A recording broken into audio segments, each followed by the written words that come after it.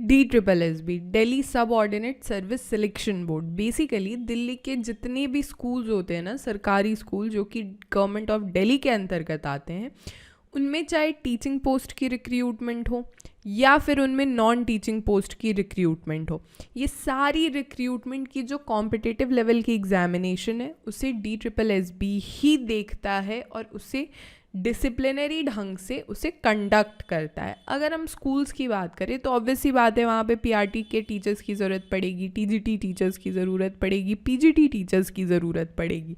लेकिन क्या स्कूल को रन करने के लिए सिर्फ टीचिंग पोस्ट की आवश्यकता होती है? नहीं, कुछ नॉन टीचिंग पोस्ट की भी आवश्यकता होती है।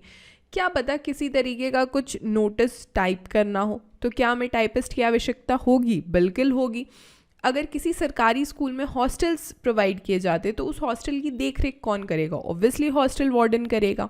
तो इसी तरीके से कुछ नॉन टीचिंग पोस्ट हर वैकेंसी में DSSB इनवाइट करता है, जैसे कि लोअर डिवीजन क्लर्क हो गए, या फिर असिस्टेंट ग्रेड 1 हो गया, या फिर स्टेनोग्राफर की पोस्ट हो गई, या फिर जूनियर स्टेनोग्राफर की पोस्ट हो गई। इस तरीके से हर बारी कुछ नॉन टीचिंग पोस्ट की वैकेंसीज आती ही आती है दिल्ली गवर्नमेंट द्वारा।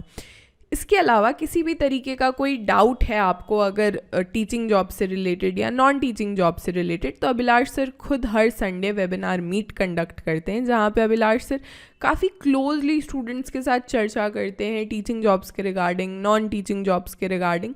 और जितना भी मेजर डिस्कशन होता है, चाहे वो एलिजिबिलिटी क्राइटेरिया पे हो, मोस्टली स्टूडेंट्स के डाउट्स ही क्लियर होते हैं, जिसकी अपडेट्स आपको हमारे टेलीग्राम ग्रुप साथ ही में व्हाट्सएप ग्रुप पे भी मिलती रहेगी। दोनों की लिंक मैंने नीचे डिस्क्रिप्शन बॉक्स साथ ही में कमेंट में भी पिन कर दी है।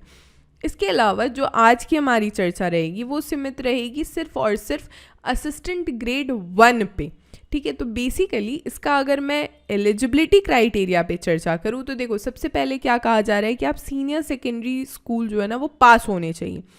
इसके अलावा टाइप राइटिंग में आपकी इंग्लिश में स्पीड या फिर तो 35 वर्ड्स पर मिनट होनी चाहिए, या फिर हिंदी में 30 वर्ड्स पर मिनट होनी ही चाहिए। अब आप देख लो कि इन दोनों एलिजिबिलिटी क्राइटेरिया को अगर आप मीट कर रहे हो, अगर आपकी स्किल सेट भी ओके है, आप सीनियर सेकेंडरी स्कूल भी पास आउट हो, then you are completely eligible for assistant grade 1। जैसे अगर आप ये वैकेंसी देखोगे तो ये वैकेंसी की किस डिपार्टमेंट में आवश्यकता है? Delhi state civil supplies corporation में असिस्टेंट ग्रेड 1 की आवश्यकता है, जिसकी जो सैलरी की स्टार्टिंग होगी ना स्टूडेंट्स, वो स्टार्टिंग ही होगी आपकी 40,000 से 50,000 से। ठीक है, यहाँ तक चर्चा।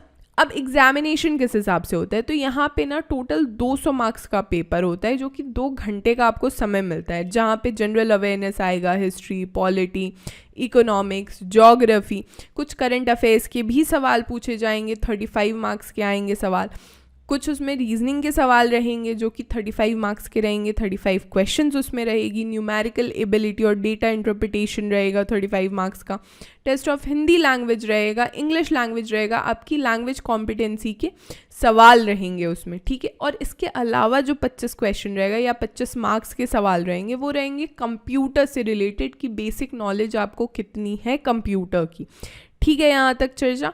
इसके अलावा आप चाहो तो एक बारी ना इसका स्क्रीनशॉट ले लो कि किस तरीके से पेपर डिवीजन होता है या सिलेबस क्या है, ये आपको बात समझ में आ जाएगी। For further details you can also visit our official website www.delhibytes.in, या फिर आप हमारा एप्लीकेशन डेली बाइट्स भी डाउनलोड कर सकते हो from the play store. For any doubt आप हमारे सोशल मीडिया से हमसे कनेक्ट कर सकते हो, जहाँ पे आपको किसी भी तरीके की कोई भी डाउट हो आप वहाँ पे हमें टेक्स्ट कर सकते हो। मैंने सारे सोशल मीडिया के लिंक्स नीचे डिस्क्रिप्शन बॉक्स में दे दिए, साथ ही में कमेंट में भी पिन कर दिया है। Do subscribe daily bytes. God bless you all.